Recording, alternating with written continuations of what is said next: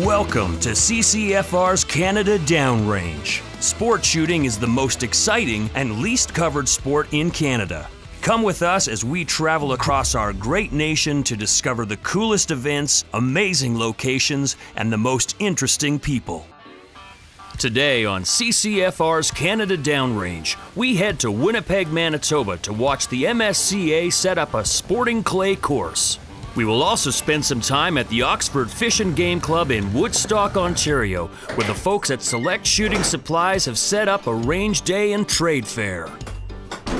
Ricky Ryan is a director from the MSCA, Manitoba, which is the provincial association of the CNSCA. Ricky got involved with the MSCA to organize the sporting clay events, and today he will be setting up a course in Winnipeg, Manitoba. The Canadian National Sporting Clays Association was formed to provide for the recreation of its members, to promote and afford opportunity for friendly social activities, as well as to encourage and promote amateur games and exercises. My name is Ricky Ryan. I am the territory rep for Brown and Winchester Firearms. I've been part of the MSCA for about 3 years now. The purpose of it was to organize the sporting clay discipline within the province of Manitoba. Today we'll be experiencing actual sporting clays. It's kind of like golf with a gun, so we'll be walking through various stations. Some of them will be near a pond, some of them will be through the woods, some will be along the treed edge of the forest, and we'll be seeing different types of target presentations. Some of them crossways, some up in the air, some that are going to mimic teals or flushing grouse. So it's we'll get to experience the true sporting clay.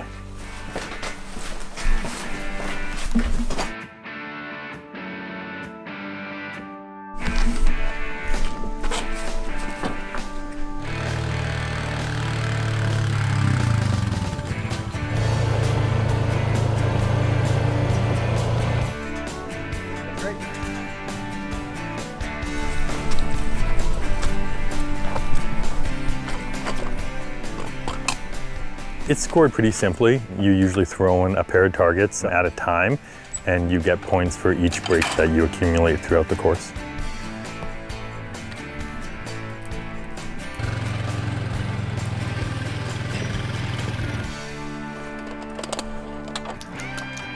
Just this side of the trees, kind of over that little scrub, right? Just above them, and we'll flop it, or what? We'll flop it over like this.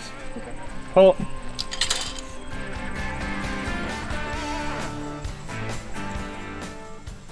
So on the shooter's mark, both targets are going to be thrown at the same time, and you'll have to shoot them both before they touch the ground.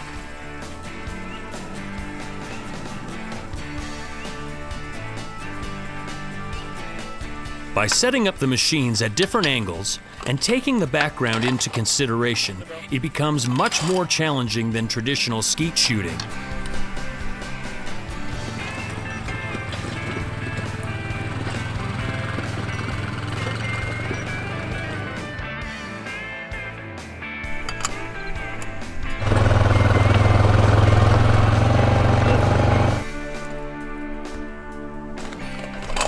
The clays are much more visible when it's an overcast sky. They're a little bit easier, so you can see the contrast between the color of the clay to the sky.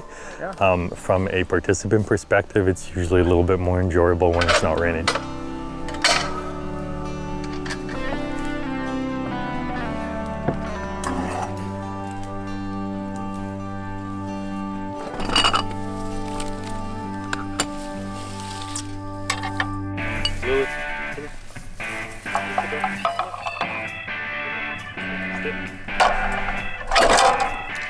Sporting clays is often referred to as golf with a gun, and the similarities are evident. Pull.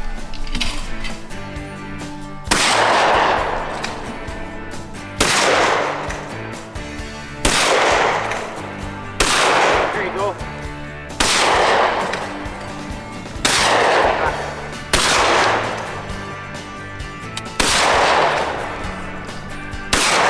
There, nice.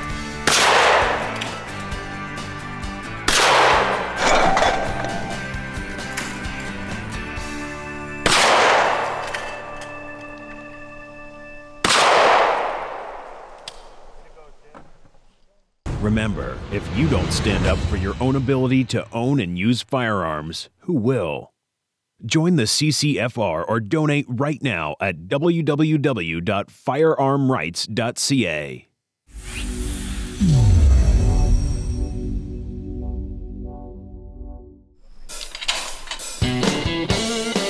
So we squad up in groups of 5 or 6, maybe a dozen or as many as 20 stations, and each squad goes out onto the course, and in a shotgun start we all walk around and shoot these different stations and different presentations and try and beat the target setter.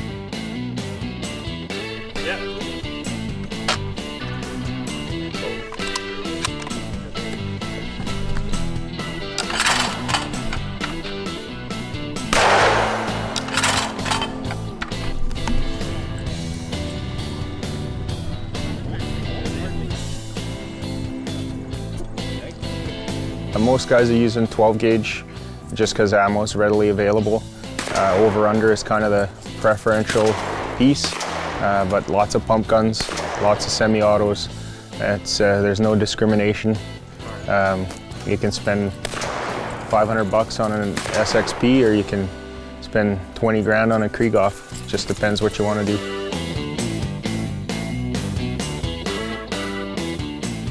There is a referee that watches each station to ensure safety, then scores each shot a hit, called a dead bird, or miss.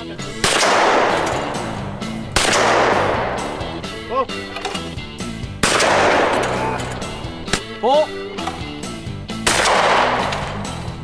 Nice, Ryan. Good shooting, man. The camaraderie in sporting clays, the camaraderie in the West especially, is really strong. Some of my best friends come from sporting clays. The guys in Northeast BC, top shelf, and I think that's really where the heart of the thing is, Northeast BC, Northwest Alberta.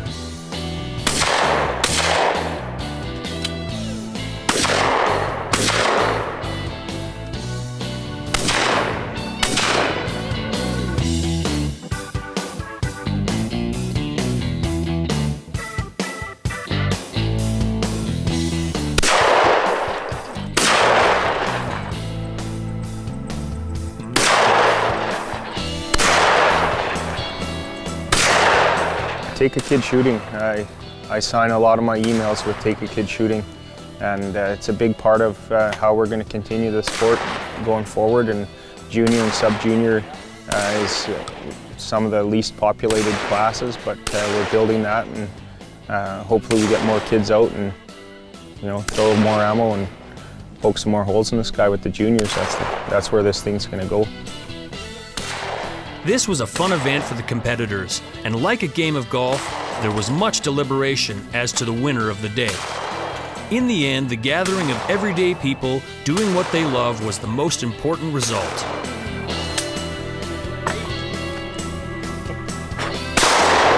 It's similar to golf in the sense that as you're walking from station to station or hole to hole, you get to rib each other, talk about life, catch up, bug each other how they missed the previous clays or that you're beating them this time.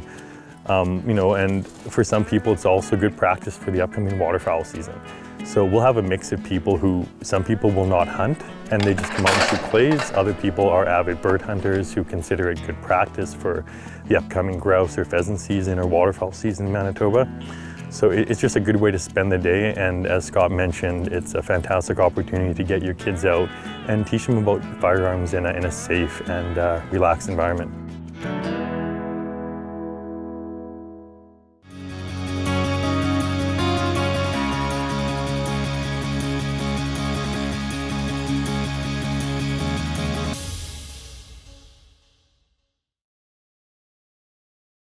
Pro tip today, it's a very misunderstood topic or assertion. I was running around with some bad information when I first got into guns, and I thought I would save you the trouble of running around with the wrong information and share something that's kind of interesting and non-intuitive. The question that we're answering is, striker fired pistols, are they single action, double action, or double action only? Now, the quick rundown, and you may already know this if you're new to handguns, let's say semi-autos, but it's very similar with revolvers. But if you don't know this might be new information, so I'm going to run through it real quick. as I just mentioned, there's three types, three actions of handguns typically. So you have single action, where the trigger is capable of doing how many things do you think? One single thing. On a single action, the trigger can do one thing, which is release the hammer. So if the hammer's already forward or down or decocked, those are interchangeable terms, this trigger is only capable of releasing the hammer. So if it's already down, what's going to happen? Nothing. Okay, single action. You have double action. As you can imagine, the trigger is going to be capable of doing two things. With one complete pull of the trigger will cock the hammer and release it. That's two things, right? So here it is, I'll demonstrate it. The hammer's all the way forward. With one complete pull of the trigger, hammer comes all the way back and releases. Now, the real technical term for a double action handgun is a DASA, meaning that it's double action, single action, meaning that this double action handgun is also capable of shooting in single action mode as well. How does that happen? Watch. There you go, okay? I can cock the hammer, and now for this single trigger pull, it will act like a single action, meaning it will do only one thing.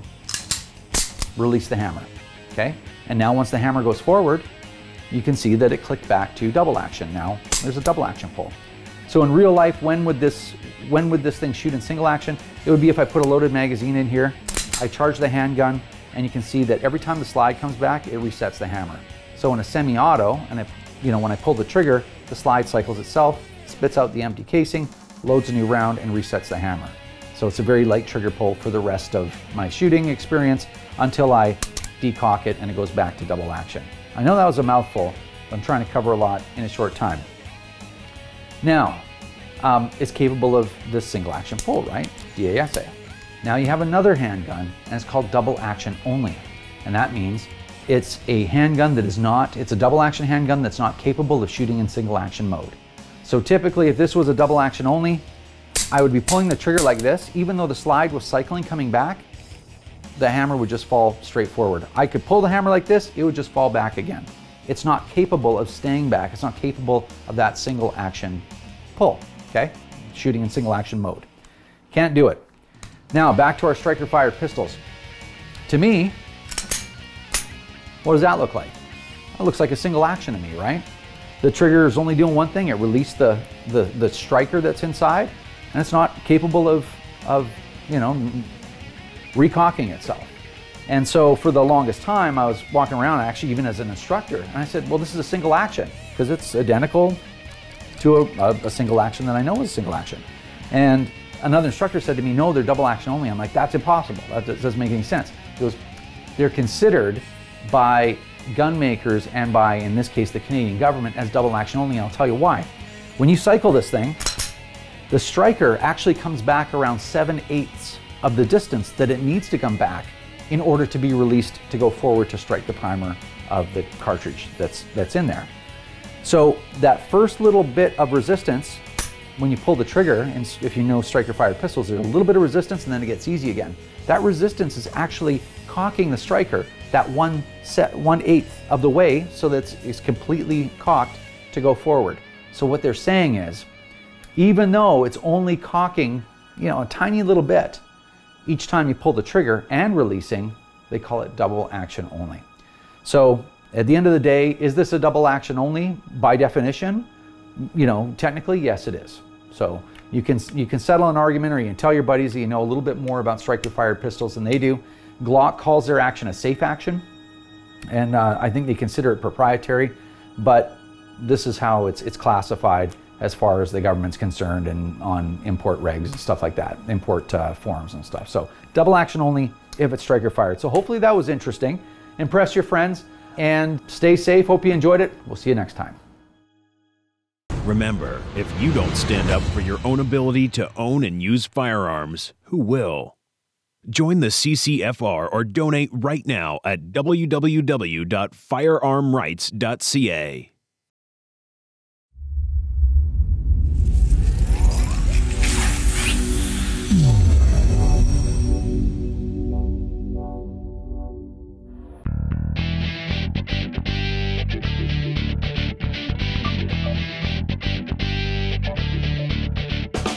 In our second segment today, we visit a trade show and range day put on by Select Shooting Supplies.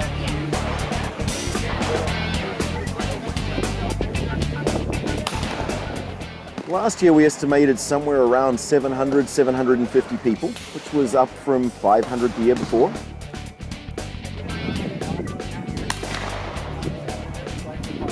We have about 15 different vendors represented here today, from shotguns, handguns, pistol caliber carbines, and rifles.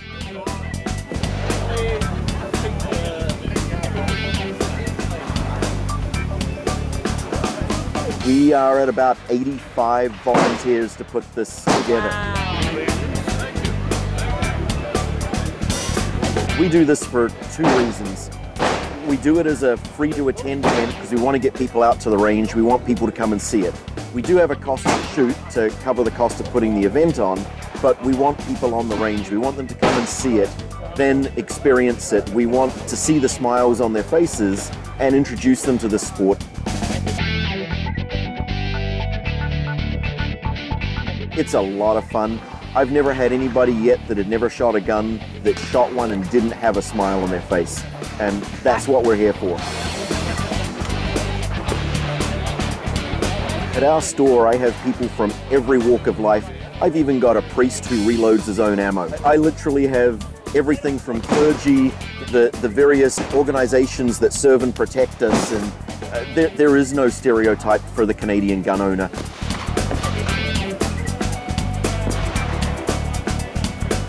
It's one of the most multicultural, most diverse groups of people.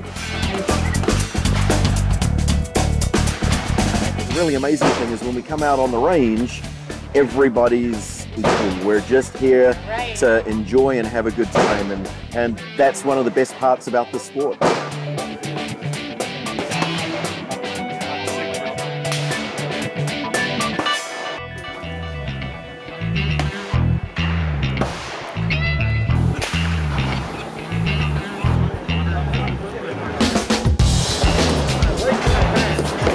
There were many vendors on hand, including a display set up by the Canadian Historical Arms Museum, showcasing some beautiful firearms used throughout the ages.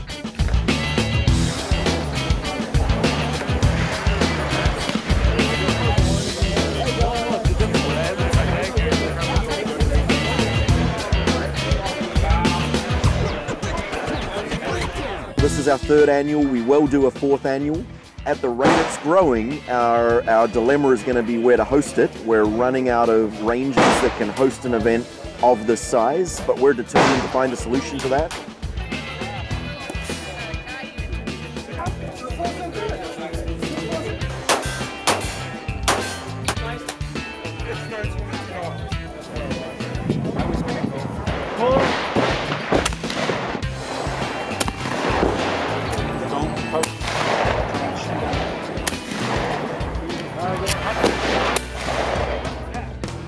There were many people that took part in skeet shooting, handgun target shooting, browsing the vendors, and speaking with their representatives.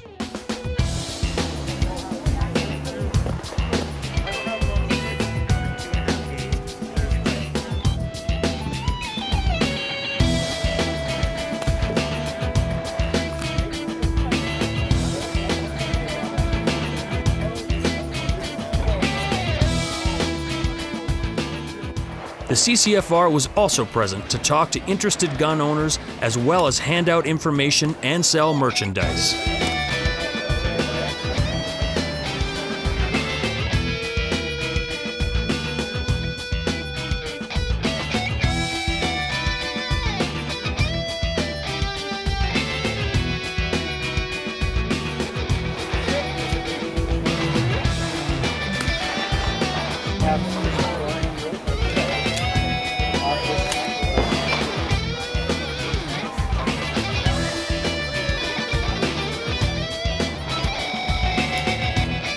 Thank the CCFR for their support. They're doing a great job at communicating and getting people involved. The partnership on this event was important and helped make the event possible at this location. And we're really proud to have partnered with you, and thank you for everything you're doing.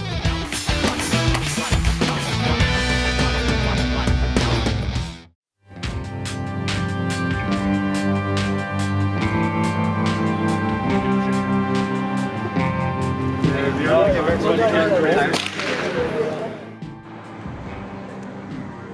In a relaxed atmosphere, people with questions about shooting sports could get the answers they were looking for from the professionals in attendance.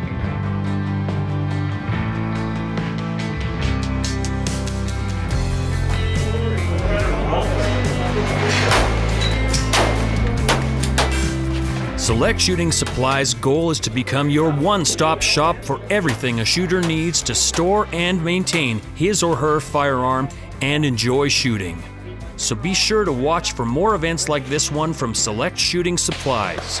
With the turnout at today's event, it looks like they will be going strong well into the future.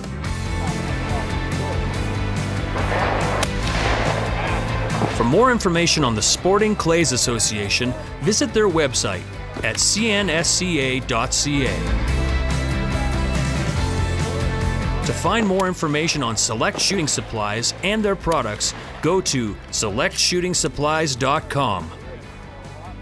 And finally, to protect your rights to own and use firearms, support the CCFR by going to firearmrights.ca.